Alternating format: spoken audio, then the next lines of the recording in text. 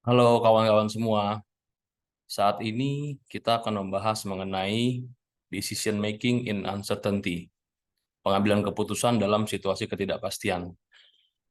Dari mata kuliah Manajemen Keuangan dan Investasi Lanjut, dosen Profesor Roy Sembel. Materi disiapkan oleh saya sendiri, yaitu Hadi Wibowo dari kelas DMB 20. Seringkali kita dihadapkan pada situasi di mana kita harus membuat keputusan yang berpengaruh besar tanpa memiliki semua informasi yang diperlukan atau dengan kepastian yang tinggi atau ketidakpastian. Inilah yang disebut sebagai pengambilan keputusan dalam ketidakpastian. Dalam presentasi ini saya akan membahas pentingnya kemampuan ini, strategi-strategi yang dapat membantu kita mengambil keputusan yang lebih baik dalam situasi-situasi semacam ini. Dan bagaimana kita dapat mengelola risiko serta memanfaatkan peluang yang mungkin muncul dalam ketidakpastian. Ketidakpastian adalah kenyataan dalam kehidupan kita, dan kemampuan untuk membuat keputusan yang bijak dalam konteks ini adalah kunci kesuksesan. Mari kita jelajahi lebih dalam topik ini bersama-sama. Pengambilan keputusan sendiri dalam ketidakpastian adalah tantangan yang sering dihadapi oleh individu, organisasi, dan masyarakat dalam berbagai konteks. Ketidakpastian dapat muncul dari berbagai faktor, seperti perubahan pasar, dinamika lingkungan, peristiwa tak terduga, dan kurangnya informasi yang jelas. Tantangan, ketidakpastian tidak dapat diprediksi. Kemudian kedua adalah keterbatasan informasi. Adapun dalam setiap pengambilan keputusan itu ada kriteria-kriteria tersendiri. Misalnya, ada keputusan yang harus diambil dalam situasi kepastian, di mana semua variabel yang ada cukup jelas, dapat dipertanggungjawabkan, dan dapat diprediksi. Kemudian yang kondisi kedua adalah pengambilan keputusan dalam ketidakpastian, di mana banyak variabel yang terus berubah-berubah.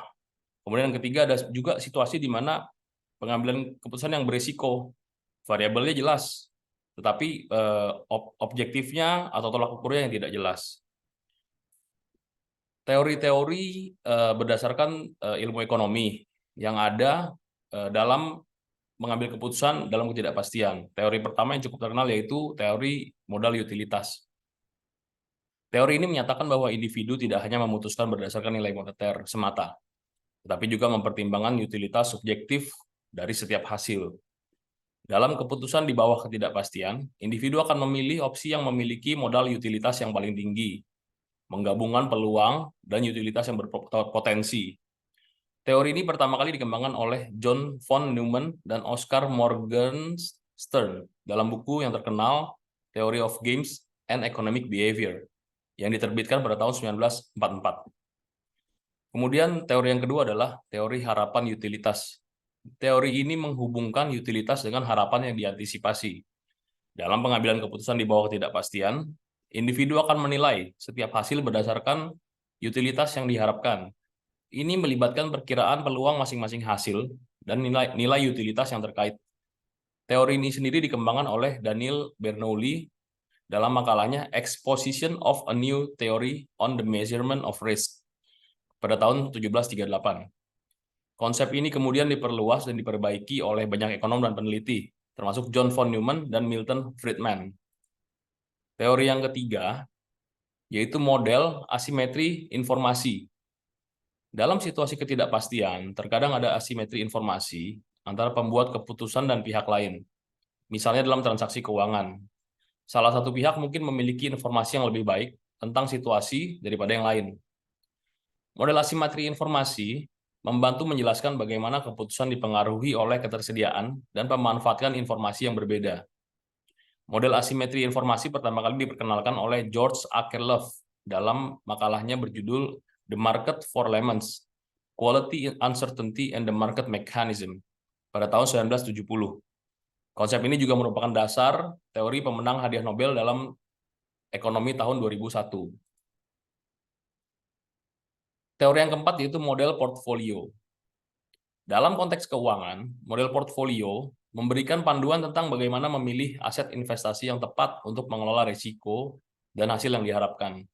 Diversifikasi portfolio adalah salah satu pendekatan penting untuk mengurangi risiko dalam situasi ketidakpastian. Teori portfolio modern dikembangkan oleh Harry Markowitz dalam makalahnya Portfolio Selection yang diterbitkan pada tahun 1952. Markowitz menerima hadiah Nobel dalam ekonomi pada tahun 1990 atas karyanya ini. Teori yang selanjutnya yaitu teori opsi real. Teori ini mengajukan bahwa keputusan bisnis memiliki elemen dari opsi finansial yang diperdagangkan di pasar. Dalam konteks pengambilan keputusan investasi atau proyek, teori opsi real membantu menggambarkan fleksibilitas yang ada dalam pengambilan keputusan di bawah ketidakpastian. Teori ini sendiri awalnya diusulkan oleh Stuart Myers dan Robert C. Merton dalam artikel mereka tahun 1984 yang berjudul The Theory of Rational Option Pricing. Konsep ini juga terinspirasi dari model opsi finansial Black-Scholes. Teori keenam yaitu teori fusi logik. Mungkin ini lebih sedikit matematis. Teori ini mencoba menangani ketidakpastian yang kompleks dan non-binari dalam pengambilan keputusan. Ini memperkenalkan konsep fuzzy set yang memungkinkan derajat keanggotaan dalam kategori tertentu yang sesuai dengan situasi ketidakpastian yang tidak hanya dimiliki kemungkinan dua hasil. Konsep logika fusi diperkenalkan oleh Lotfi A. Zadeh pada tahun 1965. Meskipun konsep ini bukan khusus untuk ekonomi dan keuangan, ia telah digunakan dalam berbagai konteks, termasuk pengambilan keputusan di bawah ketidakpastian. Bayes. Teori ini mencakup aspek probabilitas dan penerapannya dalam pengambilan keputusan. Pendekatan ini memungkinkan untuk memperbarui probabilitas berdasarkan informasi baru yang muncul seiring waktu, yang sangat penting dalam pengambilan keputusan di bawah ketidakpastian. Teori Bayes berasal dari karya Thomas Bayes, seorang matematikawan Inggris yang hidup pada abad ke-18. Namun penerapan teori ini dalam ekonomi dan keuangan telah berkembang seiring waktu oleh banyak ilmuwan dan ekonom, termasuk Leonard J. Savage dan Bruno de Finetti. Manfaat yang diperoleh atau mungkin mengapa ya kita perlu mempelajari decision making in uncertainty. Manfaatnya pertama yaitu meningkatkan kualitas keputusan. Jadi kita memahami cara mengambil keputusan dalam situasi ketidakpastian, membantu individu dan organisasi membuat keputusan yang lebih terinformasi. Dengan mempertimbangkan berbagai faktor, risiko, dan potensi hasil, keputusan yang diambil cenderung lebih baik dan lebih rasional. Kemudian yang kedua, merancang strategi lebih efektif. Dalam bisnis dan manajemen, banyak situasi yang melibatkan ketidakpastian seperti perubahan pasar, persaingan, dan teknologi. Pemahaman tentang pengambilan keputusan dalam ketidakpastian memungkinkan pemimpin dan manajer merancang strategi yang lebih adaptif dan tanggap terhadap perubahan lingkungan. Yang ketiga, mengelola risiko dengan lebih baik. Situasi ketidakpastian seringkali berhubungan dengan risiko. Mempelajari pengambilan keputusan dalam konteks ini membantu mengidentifikasi, mengukur, dan mengelola risiko dengan lebih baik, sehingga dapat mengurangi dampak potensial berisiko buruk. Manfaat yang keempat, peningkatan kemampuan perencanaan. Dalam situasi ketidakpastian, perencanaan menjadi lebih penting. Belajar bagaimana mengantisipasi berbagai skenario dan merencanakan tindakan alternatif membantu dalam merespon perubahan dengan lebih efektif. Manfaat yang kelima, pengambilan keputusan investasi. Bagi investor, kemampuan untuk memahami pengambilan keputusan dalam ketidakpastian penting dalam memilih investasi yang berpotensi memberikan hasil yang baik sambil mengelola risiko investasi. Manfaat keenam, meningkatkan kemampuan problem solving. Situasi ketidakpastian seringkali melibatkan masalah kompleks. Memahami konsep pengambilan keputusan dalam ketidakpastian membantu mengembangkan kemampuan analitis dan pemecahan masalah yang lebih baik. Manfaat ketujuh, meningkatkan kemampuan kepemimpinan. Pemimpin yang efektif harus mampu membuat keputusan yang berdampak, terutama dalam situasi yang tidak pasti. Mempelajari konsep ini membantu pengembangan keterampilan kepemimpinan yang kuat. Kedelapan, mengurangi keputusan berdasarkan emosi. Pengambilan keputusan dalam ketidakpastian dapat membantu mengurangi pengaruh emosi yang seringkali dapat mengarah pada keputusan yang kurang rasional. Dengan memiliki kerangka kerja yang terstruktur, individu dapat membuat keputusan yang lebih objektif. Kesembilan, meningkatkan kemampuan pengambilan keputusan tim.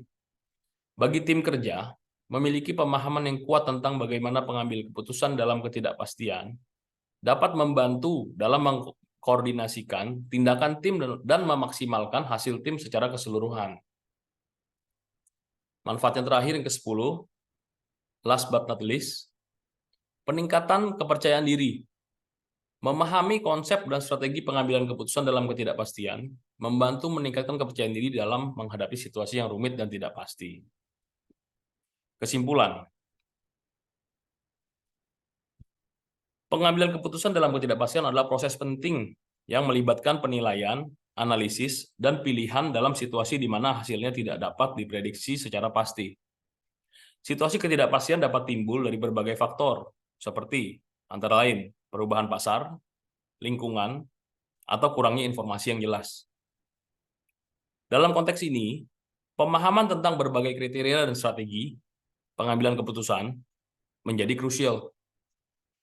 Berbagai kriteria seperti nilai harapan, toleransi risiko, analisa risiko, utilitas, dan pendekatan analitis membantu mengarahkan proses pengambilan keputusan. Dalam lingkungan bisnis, model ini membantu perencanaan strategis, manajemen risiko, dan pengambilan keputusan investasi yang lebih baik. Dalam kehidupan pribadi, mengerti bagaimana mengelola ketidakpastian membantu dalam pengambilan keputusan yang lebih bijak dan terinformasi.